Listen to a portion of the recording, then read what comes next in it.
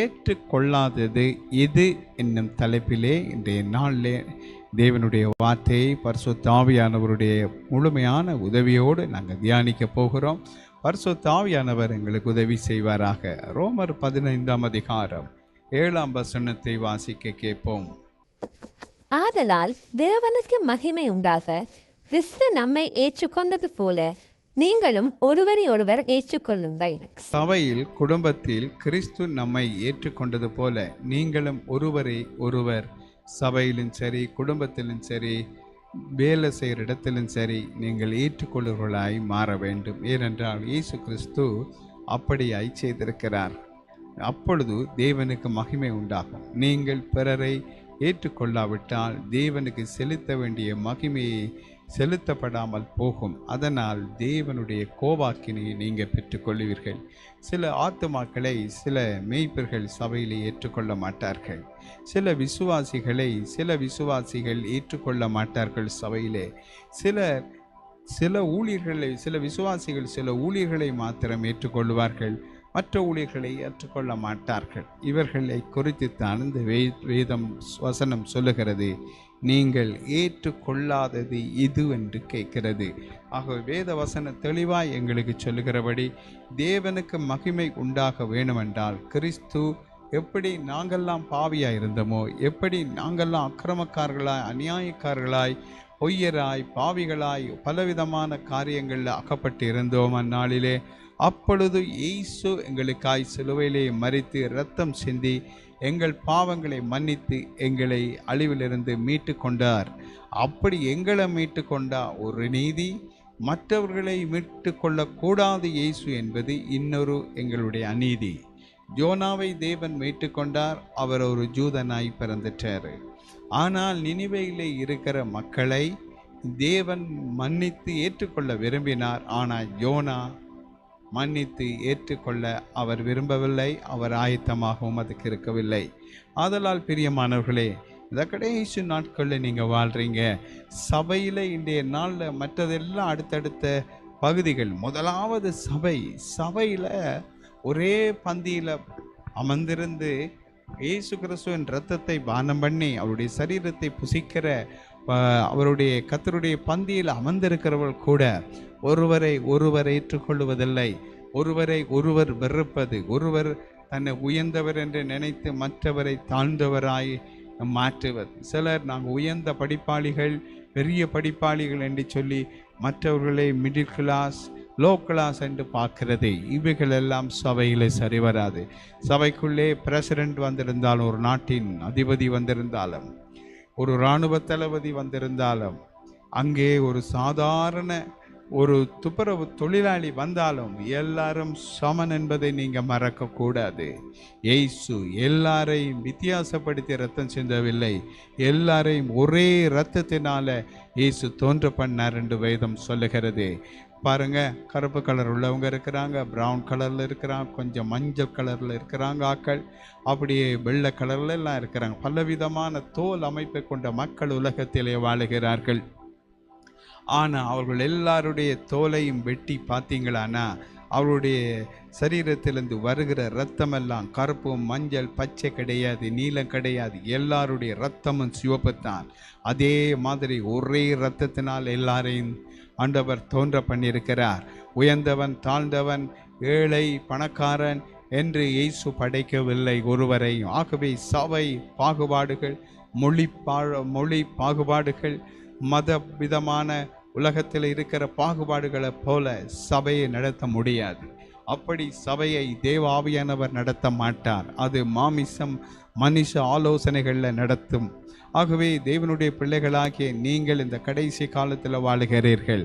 சபையில் ஒருவரை ஒருவர் ஏற்றுக்கொள்ளாமல், ஒருவரோடு ஒருவர் ஐக்கியப்படாமல் எப்படி தேவனுடைய பந்தியிலே நீங்கள் அமருவீர்கள்? எப்படி இயேசுவின் இரத்தத்தினாலே நீங்கள் கழுவப்படாமல் எப்படி அதை பெற்றுக்கொண்டு நீங்கள் ஆக்கின தீர்ப்புக்கு ஏதுவாய் கடந்து போகிறீர்களே? தொடர்ந்து சபையில் இருக்கிற ஒருவரோடு நீங்கள் பழக மாட்டீங்க, அவரோட கதைக்க மாட்டீங்க, அவரோட ஐக்கியப்பட மாட்டீங்க. முந்தி அப்படி இருந்தீங்க, இப்போ அவரோட ஒன்றும் வேணாம், அவர் எனக்கு பிடிக்காது, பிடிக்காது, அந்த குடும்பம் சரியில்லை என்று சொல்லி நீங்கள் ஒதுக்கி வைக்கிறீங்க. பாருங்க, யாரை நீங்கள் ஒதுக்குறீங்களோ வீடு கட்டுகளோ ஆகாதென்று தள்ளின கல்லை மூளைக்கு தலை கல்லாயிற்று என்று வேதம் சொல்லுகிறது.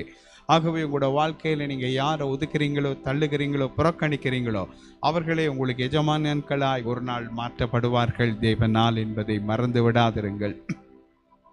ரட்சிக்கப்பட முதல் இந்த உலகத்தின் கலாச்சாரங்கள், உலகத்தின் வழிபாடுகள், உலகத்தின் வேதங்கள் பிரிவினைகள், அவர்கள் அப்படிப்பட்டவர்கள் அவர்களோட பழகக்கூடாது, அவர்களோடு சேரக்கூடாது, அவர்களோடு சாப்பிடக்கூடாது, அவர்களோடு தண்ணி குடிக்கக்கூடாது, அப்படி இப்படி என்று உலகம் தனக்கு ஏற்றபடி சில பாகுபாடுகளை பிரித்து வைத்திருக்கிறது. இந்த பாகுபாடுகளை தேவன் அங்கீகரிக்கவில்லை, அவைகளை ஏற்றுக்கொள்ளவும் இல்லை. நீங்கள் அவைகளை படி நடப்பீர்களானால் நீங்கள் தேவனுடைய ஊழியர்களும் கிடையாது, ஊழியக்காரிகளும் கிடையாது, தேவனுடைய பிள்ளைகளும் கிடையாது. இயேசு பரலோகத்திலிருந்து இறங்கி வந்தார். தேவனுடைய ஒரே பேரான குமாரன், அவருடைய பிதாவுடைய மடியில் இருந்த செல்லக்குமாரன். அவர் வந்து அவரோடு ஊழியம் செய்த சீஷர்களுடைய கால்களை கழுவினார். அவர்கள் சாதாரணமாய் கடலிலே மீன் பிடிக்கிற தொழில்களை அவர்கள் செய்தவர்கள். அவர்களை இயேசு அழைத்து தன்னை பின்பற்றும்படி செய்து அவருடைய கால்களை ஒரு பாத்திரத்திலே தண்ணீர் வார்த்து கழுவி தான் கட்டியிருந்த அந்த டவலால் அவர்களுடைய கால்களை துடைத்து விட்ட தெய்வம். அவருக்கு ஏழை என்றுமில்லை, பணக்காரன் என்றுமில்லை, எந்த ஜாதிகளுக்கும் அவர் அப்பாற்பட்டவர். தேவனாகவே இருக்கிறார். அவருடைய நாமத்தினால பிரிவினைகளை கொண்டு வருவது, அவர்கள் படித்த கூட்டம் என்பது, அவர்கள் உயர்ந்தவர்கள் என்பது, மற்றவங்கெல்லாம் தாழ்ந்தவங்க என்று சொல்லுவதெல்லாம் சாத்தானுடைய ஆவியினாலே ஆளுகிறவர்கள் செய்கிற காரியம். அவைகள் சபைக்குள்ளே இருக்கக்கூடாது. ஆதலால் சபையானது தேவனுக்கு மகிமை உண்டாக கிறிஸ்து நம்மை ஏற்றுக்கொண்டது போல நீங்களும் ஒருவர் ஏற்றுக்கொள்ள வேண்டும். சிலர் சபைக்கு வருவார்கள், ஏதாவது ஆகாரம் கொடுத்தால் அவர்கள் சாப்பிடுவார்கள், சிலர் சாப்பிட மாட்டார்கள். சிலருக்கு சில ஆகாரங்கள் உடலுக்கு ஏற்றுக்கொள்ளாது, அவைகள் நியாயமானது. மற்றும்படியானவைகள் தவறானவைகள். ஒவ்வொருத்தருக்கும் ஒவ்வொரு விதமான காரியங்கள் இருக்கின்றது வாழ்க்கையிலே. அவை எல்லாவற்றையும் புரிந்து கொண்டு ஒரு சபையை நடத்த வேண்டும். ஆகவே ஒரு பிரசிடென்ட் வர்றாருண்டா அவரை கூப்பிட்டு மேடையில் அமர்த்தி வைக்க முடியாது. ஏன்? அவர் தேவனுடைய ஊழியக்காரனா, தேவனால் அபிஷேகம் பண்ணப்பட்டவரா? இல்லை, அவர் உலகத்துக்கென்று தெரிந்து கொள்ளப்பட்டவர், மேலான அதிகாரம் உள்ளவர் தான், தேவனால் ஏற்படுத்தப்பட்டவர் தான். ஆனால் அவர் ஒரு பரிசுத்தவானா வாழுகிறாரா என்பது தெரியாது. ஆகவே இவைகளில் மனிதர்களை கனம் பண்ண முந்திக் கொள்ளுங்க என்று சொல்லப்படுகிறது. தேவன் பெரியவர் என்பதை மறந்து விடக்கூடாது. சபைக்குள்ளே பாகுபாடு இருக்கக்கூடாது, பிரிவினை இருக்கக்கூடாது. உங்களுக்கு காணிக்க கொடுக்கிறவர்களுக்காய் முதல் ஜபம், காணிக்க கொடுக்காதவர்களுக்காய் ஜெபிக்க விருப்பமில்லை, இன்றைக்கு போய்ட்டு நாளைக்கு வாங்கன்னு சொல்கிறது, இதெல்லாம் வேறுபாடு, பாகுபாடு, இவைகள் எல்லாம் சபைக்குள்ள கூடாது. கிறிஸ்து ஒருவரை, அதாவது கிறிஸ்து நம்மை ஏற்றுக்கொண்டது போல நீங்களும் ஒருவர் ஏற்றுக்கொள்ளுங்கள். அப்படி ஏற்றுக்கொள்ளாவிட்டால் அந்த சபை தேவ மகிமையற்ற சபை. தேவனுக்கு மகிமை உண்டாகத்தான் கிறிஸ்து அப்படி செய்தார். ஆகவே தேவனை மகிமைப்படுத்தாமல் தேவனை அவமானப்படுத்துகிற கூட்டம்தான் சபைகளிலே ஒருவர் ஏற்றுக்கொள்ளாமல் அவர்களை கழிக்கிறதும் அவர்களை தள்ளுவதும் புறக்கணிப்பதுமாய் மாற்றுவது. வேதத்திலே கவனித்து பாருங்கள். ஒனேசிமு என்கிற ஒரு மனிதன் இருந்தான். இந்த மனிதன் பிலோமோனுடைய வீட்டிலே ஒரு வேலைக்காரனாய் பணியாளாய் இருந்தான். இவன் பணங்களை வாங்கினான், திருப்பி செலுத்தவில்லை, திருடனான், பலவிதமான குற்றங்களை செய்தான். ஆனாலும் அவன் ரட்சிக்கப்பட்டு காரியங்களை அந்த வீட்டில் தான் சபையும் இருந்தது. அவன் இருந்தான். தான் வாங்கின பணத்தை திருப்பி செலுத்த முடியவில்லை. தன்னுடைய காரியங்கள் எல்லாம் குற்றப்பட்டது. அவன் வெளிக்கிட்டு ஓட ஆரம்பித்தான். ஓடி ஓடி ஓடி போனான். எங்கேயோ ஒரு இடத்துல அவன் ஏதோ ஒரு தவறு செய்த போது பிடிபட்டான். அவனை சிறையில் அடைத்தார்கள். அப்போஸ்தலனாகிய பவுலும் அங்கே அடைக்கப்பட்டிருந்தார்.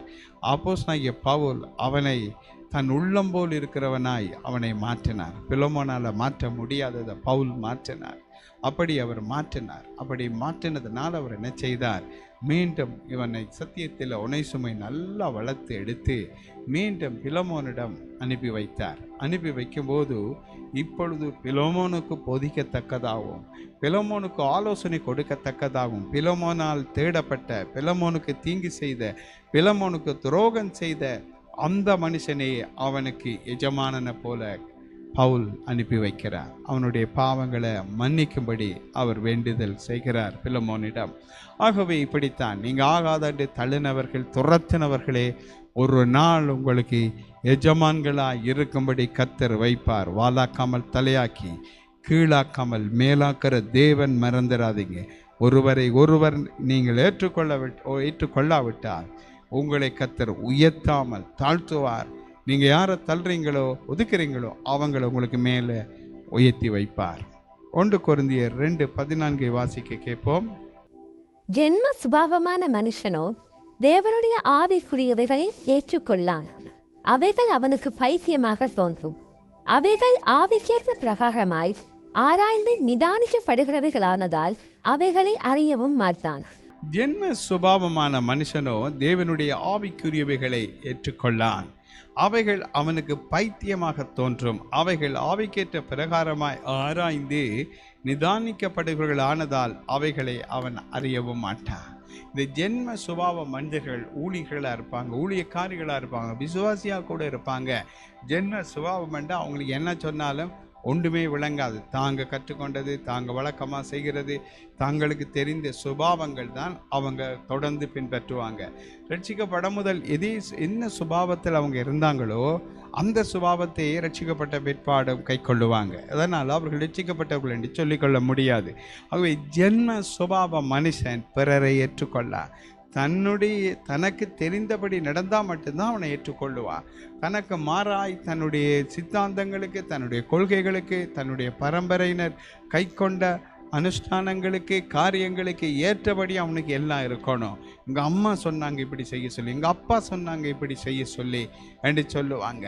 அவைகள் இந்த காலத்துக்கு பொருந்தாமலும் இருக்கலாம். இந்த காலத்துக்கு ஏற்க சில காரியங்கள் ஒத்து வராததான் இருக்கலாம். ரட்சிக்கப்பட முதல் அவர்கள் ரட்சிக்கப்படாத காரியங்களிலே எப்படி இருந்தார்களோ அதை ரட்சிக்கப்படாமல் இருந்த உங்களுக்கு சொன்னார்கள். இப்பொழுது நீங்கள் ரட்சிக்கப்பட்டு கிறிஸ்துவை சொந்த தெய்வமாக ஏற்றுக்கொண்டதுனால அந்த கலாச்சாரங்கள், அந்த வழிபாடுகள், அந்த வீணானவைகள் உங்களுக்கு பொருந்தாது. ஆகவே அவைகளை குறித்து நீங்கள் கவனமாக இருக்க வேண்டும். ஏனென்று சொன்னால் இது ஒரு கடைசி காலமாக இருக்கிறது. ஆதலால் நீங்கள் ஜென்ம சுபாவமாக இருப்பீர்களானால் சபையில் ஏற்றுக்கொள்ள மாட்டீங்க. ஒருவரை பாஸ்டராக்குன்னா அந்த சபையில் இருக்கிற சிலர் ஏற்றுக்கொள்ள மாட்டாங்க. அவங்க தான் அந்த ஜென்ம சுபாவத்தார். இதை இலகுவாய் கண்டுபிடிங்க. ஒரு ஆளை மூப்பராக்குனா சிலருக்கு அது பிடிக்காது. அவங்க தான் ஜென்ம சுபாவத்தார்கள், பிடிக்காதவர்கள். ஆகவே இப்படிப்பட்ட அநேகர்கள் சபைகளிலே அநேக கோணத்தில் இருப்பார்கள். இவர்களை கண்டுபிடிங்கள். இவர்கள் ஜென்ம சுபாவத்தார். தங்களை மட்டும் அபிஷேகம் பண்ண வேண்டும் என்று விரும்புவாங்களே அன்றி யார் அபிஷேகம் பண்ணாலும் அவங்களுக்கு ஜென்ம சுபாவம் தான் வேலை செய்யும். ஆதலால் இப்படிப்பட்டவர்களை குறித்து சபை அதிக கவனம் செலுத்த வேண்டும், அதிகமாய் சிந்திக்க வேண்டும். இல்லாவிட்டால் சபையை இந்த ஜென்ம சுபாவத்தார் பாழாக்கி விடுவார்கள். பிலமோன் 1 அதிகாரம் 12-17 ஆகிய வசனங்களை வாசிக்க கேட்போம். அவனை நான் உம்மிடத்திற்கு அனுப்புகிறேன். என் உள்ளம் போலிருக்கிற அவனை நீர் ஏற்றுக்கொள்ளும். ஆதலால் நீர் என்னை உம்முடைய ஐக்கியமானவனென்று எண்ணினால் என்னை ஏற்றுக்கொள்வது போல அவனையும் ஏற்றுக்கொள்ளும். ஒனேசிமுவை பவுல் பிலமோனிடத்தில் அனுப்புகிறார். அவனுடைய எஜமானிடத்தில். ஒனேசிமு பவுலின் உள்ளம் போல் இருக்கிறார். அவரை ஏற்றுக்கொள்ள வேண்டும் என்கிறார் பவுல். பவுலை எல்லாரும் ஏற்றுக்கொள்ளுவாங்க. அவர் பெரிய ஊழியக்காரன் என்று எல்லாரும் வாங்க வாங்க வாங்கன்னு வரவேற்றுக் கொள்ளுவாங்க. அவருக்கு எல்லா உதவிகளையும் அவங்க செய்வாங்க. அதே போல இந்த ஒனேசிமுவையும் ஏற்றுக்கொள்ள வேண்டும் என்றது பவுலுடைய கட்டளையா இருக்கு. பவுலை ஏற்றுக்கொள்வது போல ஒனேசிமுவையும் ஏற்றுக்கொள்ளுமாறு சொல்லுகின்றார். பிலமோனுக்கு இது மிகப்பெரிய சோதனையாயிருக்கிறது.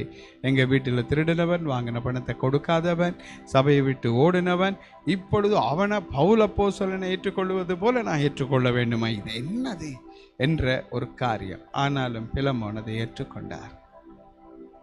ஆதலால் பிரியமானவர்களே, பெரிய ஊழியக்காரர்களை ஏற்றுக்கொள்வீங்க, பெரிய பரிசுத்தவான்கள் என்று சொல்லி ஏற்றுக்கொள்வீங்க, சில பேரை நீதிமான்கள் என்று ஏற்றுக்கொள்வீங்க, சிலரை வேறு விதமாய் பார்ப்பீர்கள். ஆனால் நீங்கள் பரிசுத்தவான் என்று நீதிமான் என்று உங்களோட அறிவுக்கு தெரிகிறவர்கள் தேவனுடைய பார்வையில், மனுஷருடைய பார்வையில் மேன்மையாக இருக்கிறது, தேவனுடைய பார்வையில் அருவருப்பாக இருக்குமா? தேவனுடைய பார்வையில் நீதிமானாய் இருக்கிறவன் பாக்கியவான். அவனை கண்டுபிடிக்கிறத்தக்க மனிதன் யார் பூமியிலே? ஆகவே அவனவன் தன்னை நீதிமானும் பரிசுத்தவானும் என்று சொல்லி அழைத்து கொள்ளுகிற காலம் இதிலே தேவன் யாரை பார்த்து சொல்லுகிறார்? மோசையை பார்த்து சொல்லுகிறார், என்னுடைய வீட்டிலே மோசே எங்கும் உண்மை உள்ளவன் என்று சொல்லுகிறார். அப்படி எத்தனை பேருக்கு தேவன் சொன்னார்? உண்மை உத்தமமாய் என்னை காலை பின்பற்றினார் என்று சொல்லுகிறார். உத்தமமாய் என்னை பின்பற்றினவன் என்று பேசுகிறார். இப்படி எத்தனை ஆயிரம் பேருக்கு சொன்னாரா ஆண்டவர்? இல்லை. ஆகவே ஒரு சிலரை பார்த்து விசேஷமாய் தெரிந்து கொண்டு கர்த்தர் சொல்லுகிறார். ஆகவே உங்களோட வாழ்க்கையை கவனித்து பாருங்கள். நீங்கள் எப்படிப்பட்ட ஒரு சூழ்நிலையில் இருக்கிறீங்க என்பதை புரிந்து கொள்ளுங்கள். பிறரை ஏற்றுக்கொள்ளுங்கள், சபையில் ஏற்றுக்கொள்ளுங்கள். குடும்பத்தில் ஒருவேளை தவறு செய்த உங்களோட பிள்ளை உங்களோட வீட்டை விட்டு போயிருக்கலாம், மீண்டும் வரும்போது ஏற்றுக்கொள்ளுங்கள். அந்த பிள்ளை மனம் திரும்பி வரும்போது ஏற்றுக்கொள்ளுங்கள். அப்படி நீங்கள் ஏற்றுக்கொள்ளாவிட்டா கஷ்டம். ஒரு தகப்பனுக்கு 2 குமாரர்கள் இருந்தார்கள் என்று வேதத்தில் படிக்கிறோம் இல்லையா? அந்த மனுஷன் இளைய குமாரன் வெளியில் வீட்டை விட்டு போயிட்டார், கொண்டு போய் சொத்துக்களை அழித்து விட்டு வந்தார். ஆனால் தகப்பன் ஏற்றுக்கொண்டார், மூத்த குமாரனோ ஏற்றுக்கொள்ளவில்லை. இப்படிப்பட்ட மூத்த குமாரர்களும் நிறைய சபையில் இருக்கிறார்கள். யாக்கோபு 1 அதிகாரம் 21 வாசிக்க கேட்போம்.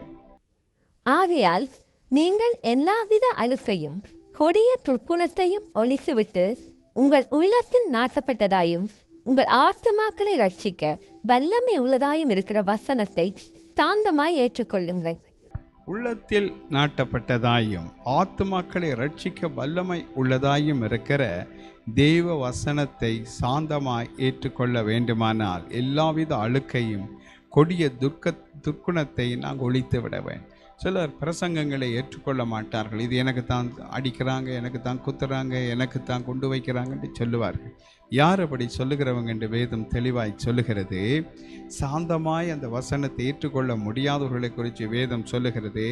அவங்களோட உள்ளத்தில் எல்லா விதமான அழுக்குகளும் கொடிய துர்க்குணமும் இருக்கிறதுனால தேவ வசனத்தை சாந்தமாய் ஏற்றுக்கொள்ள விடாதபடி இந்த கொடிய துர்க்குணமும் அழுக்கும் அவங்களோட உள்ளத்தில் இருக்கிறது.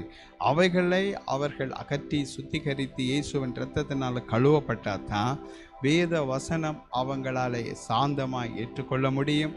அதனுடைய ஆசீர்வாதத்தை அவர்களால் சுதந்திரித்து கொள்ள முடியும். இல்லாவிட்டால் வேத வசனம் அவங்களால் ஏற்றுக்கொள்ள கூடாமல் போய்விடும். அதனால் பிரசங்கம் பிழை என்று கிடையாது, போதிக்கிற ஊழியக்காரன் பிழை என்று சொல்ல முடியாது. இன்னும் ஒரு வசனத்தை நாங்கள் வாசிக்க கேட்போம். 3 யோவான் 1 அதிகாரம் 9, 10 ஆகிய வசனங்களை வாசிக்க கேட்போம். நான் சபைக்கு எழுதினேன், ஆனாலும் அவர்களில் முதன்மையாய் இருக்க விரும்புகிற தியோதிரேப்பு எங்களை ஏற்றுக்கொள்ளவில்லை. ஆனபடியால் நான் வந்தால் அவன் எங்களுக்கு விரோதமாய் பொல்லாத வார்த்தைகளை அலசி செய்து வருகிற கிரியைகளை நினைத்துக் கொள்வேன். அவன் இப்படி செய்து வருகிறதும் போதாமல் தான் சகோதரரை ஏற்றுக்கொள்ளாமல் இருக்கிறதும் அன்றி ஏற்றுக்கொள்ள மனதாய் இருக்கிறவர்களையும் தடை செய்து சபைக்கு புறம்பே தள்ளுகிறான்.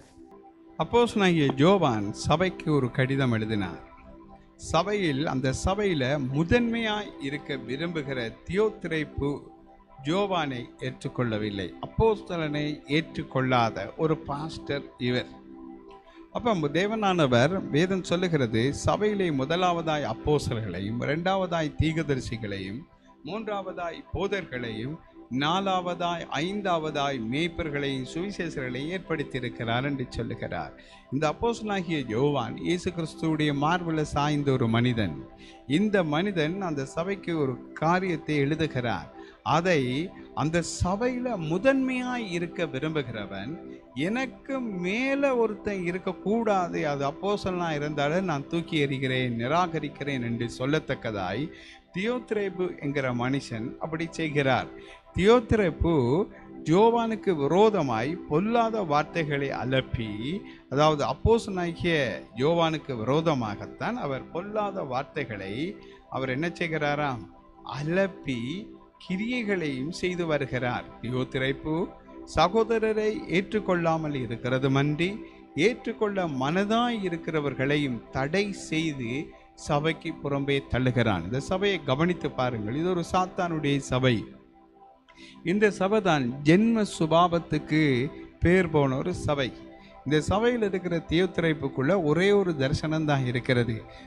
தான் இந்த சபையில் முதன்மையானவர், எனக்கு மேலே யாரும் உத்தரவிட முடியாது, நான் சொல்லுகிறபடி தான் செய்ய வேண்டும். அப்போ சபையில் இருக்கிற ஜனங்கள் அல்லது ஊழியர்கள் என்ன செய்ய பார்க்குறாங்கண்டா, தியோத்திரேப்பு சகோதரர்களை ஏற்றுக்கொள்ளாமல் இருக்கிறான். அவர் யாரையும் ஏற்றுக்கொள்ள மாட்டார்.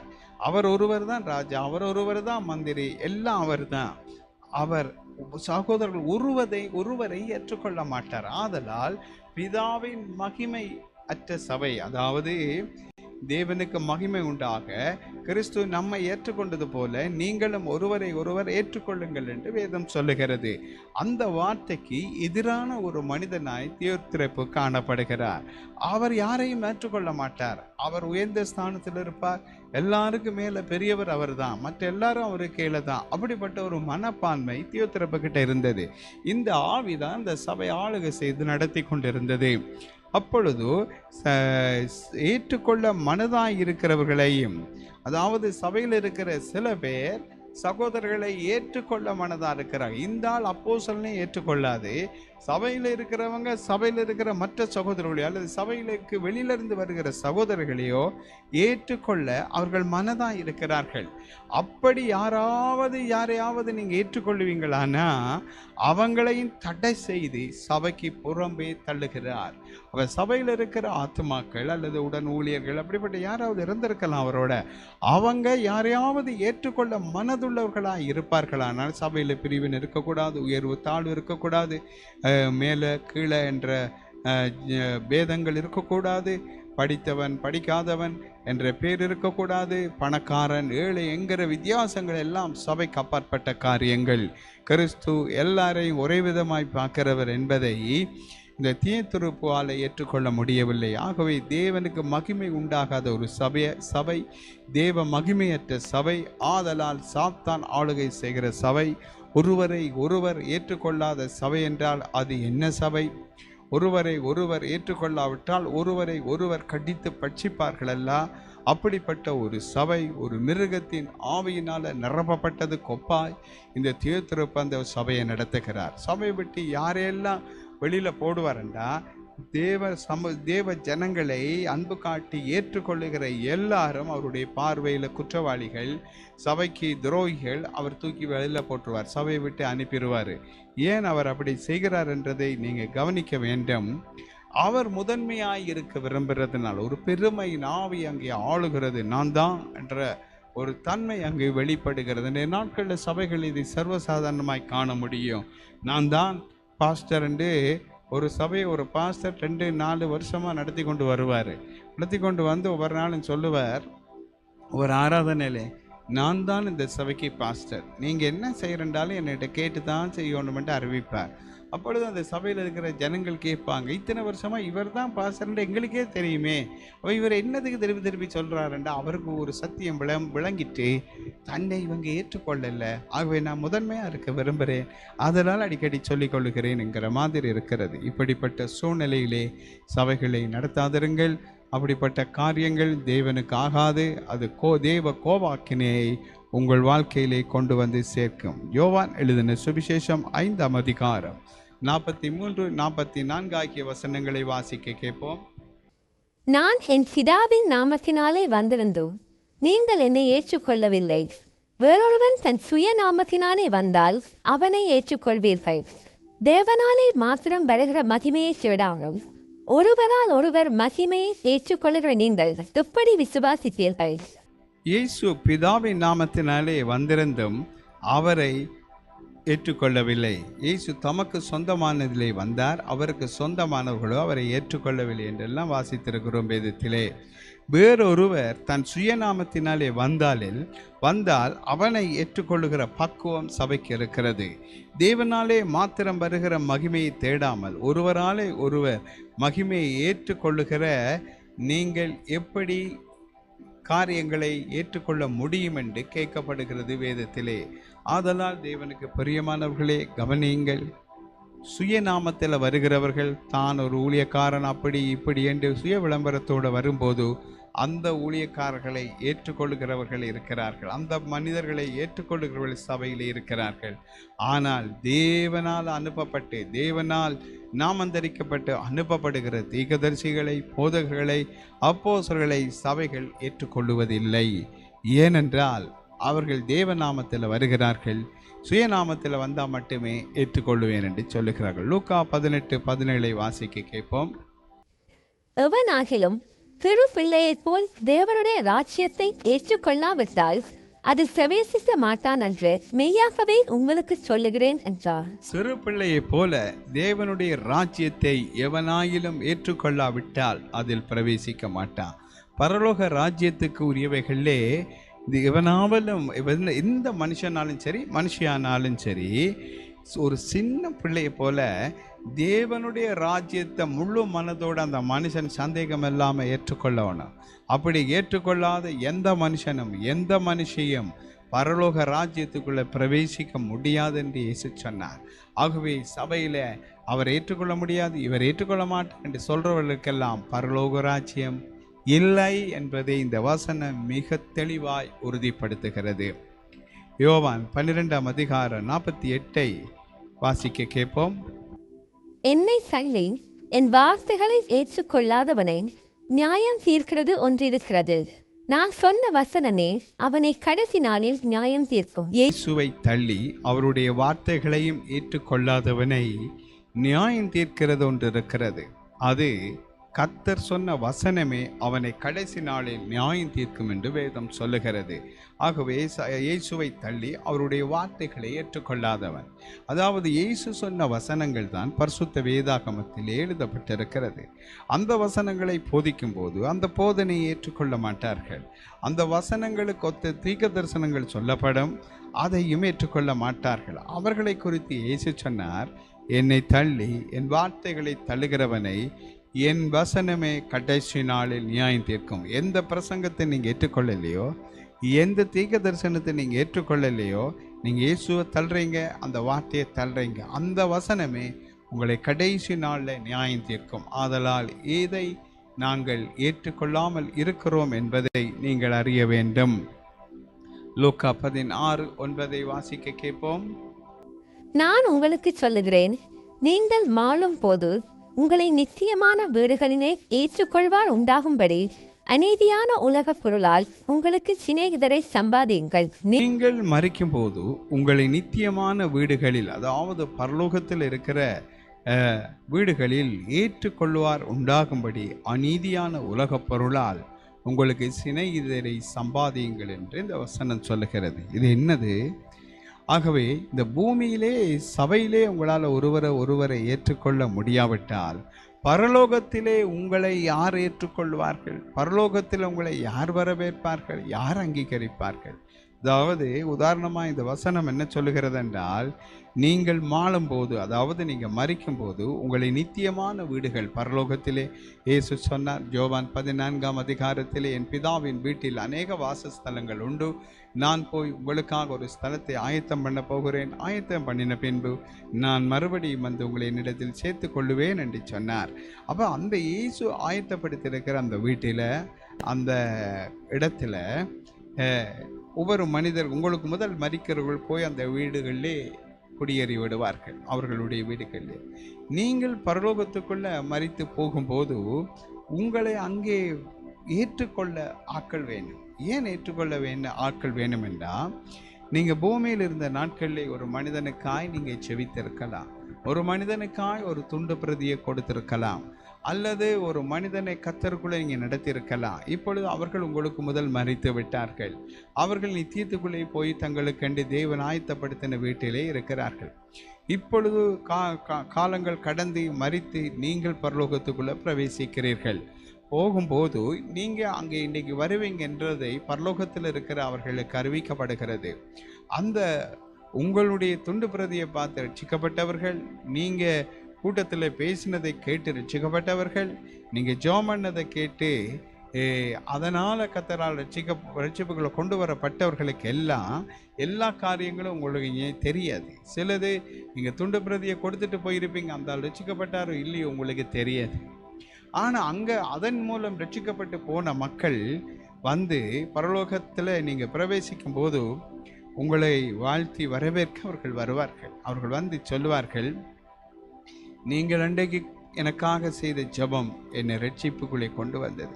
அன்றைய நாளில் நீங்கள் எனக்கு கொடுத்த துண்டு பிரதி, ஐயோ அந்த துண்டு பிரதி வீணாயிட்டு நினைச்சு நீங்கள் ரட்சிக்கப்பட்டீங்களான்னு நீங்கள் ஆச்சரியப்படத்தக்கதாய், அந்த ஜெபத்தை கேட்டு கத்திருந்த மனுஷனை ரட்சிச்சாரா என்று ஆச்சரியப்படத்தக்கதாய் அற்புதமாக இருக்கு. அவர்கள் நீங்கள் அன்றைக்கு துண்டு பிரதியை தராவிட்டால், நீங்கள் எனக்கு செவி தராவிட்டால், நீங்கள் என்னை கத்தருக்குள்ளே கொண்டு வராவிட்டால் நான் இன்றைக்கு இந்த இடத்துக்கு வந்திருக்க மாட்டேன் என்று சொல்லி அவர்கள் உங்களை ஏற்றுக்கொள்ளும் போது தேவனுக்கு மகிமை உண்டாகும். ஆதலால் பரலோக ராஜ்யம் ஒருவரை ஒருவர் ஏற்றுக்கொள்ளுகிற ராஜ்யம்.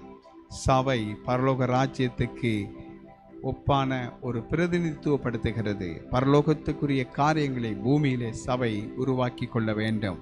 ஆகவே இந்த தன்மை இல்லாதவர்கள் பரலோக ராஜ்யத்துக்குள்ளே பிரவேசிக்க முடியாது, நித்திய ஜீவனை பெற்றுக்கொள்ள முடியாது. ஆதலால் பிரியமானவர்களே, சபையிலே ஒருவரை ஒருவர் ஏற்றுக்கொள்ளுங்கள், குடும்பத்திலே ஒருவரை ஒருவர் ஏற்றுக்கொள்ளுங்கள்.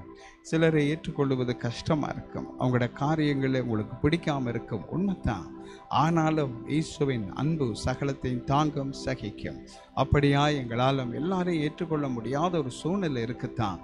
ஆனாலும் கூடுமானால் எல்லாரோடும் சமாதானமாய் இருக்க முயற்சியுங்கள் என்றது போல நீங்களும் முடிந்த அளவு முயற்சி செய்யுங்க. கடைசியில் உங்களால் எல்லாம் முடியத்தக்கதாய் தேவ ஆவியினால் தேவன் உங்களை நிரப்புவார்.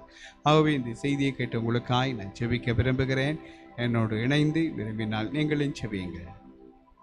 மகா பரிசுத்தமுள்ள பிதாவே, உம்முடைய குமாரன் இயேசுவின் நாமத்தினால் இந்த செய்தியை கேட்டு உம்முடைய பிள்ளைகளுக்காய் செபிக்கிறோம். யார் யாரெல்லாம் இந்த செய்தியை கேட்டு ஒருவரை ஒருவர் ஏற்றுக்கொள்ள முடியாதபடி, கணவனை ஏற்றுக்கொள்ள முடியாத மனைவி, மனைவியை ஏற்றுக்கொள்ள முடியாத கணவன், பெற்றாரை ஏற்றுக்கொள்ள முடியாத பிள்ளைகள், பிள்ளைகளை ஏற்றுக்கொள்ள முடியாத பெற்றார்கள், விசுவாசிகளை ஏற்றுக்கொள்ள முடியாத ஊழியர்கள், ஊழியர்களை ஏற்றுக்கொள்ள முடியாத விசுவாசிகள், இப்படியாய் ஊழியர்களை ஏற்றுக்கொள்ள முடியாதவர்கள், இப்படிப்பட்டவர்கள் மனம் திரும்பத்தக்கதாய், பரலோக ராஜ்யத்தை அவர்கள் இழந்து விடாதபடி மனம் திரும்பத்தக்கதாய் ஆவியானவர் அவர்களுக்கு அற்புதமாய் நீங்கள் போதித்ததற்காய் உங்களுக்கு கோடி கோடி நன்றி.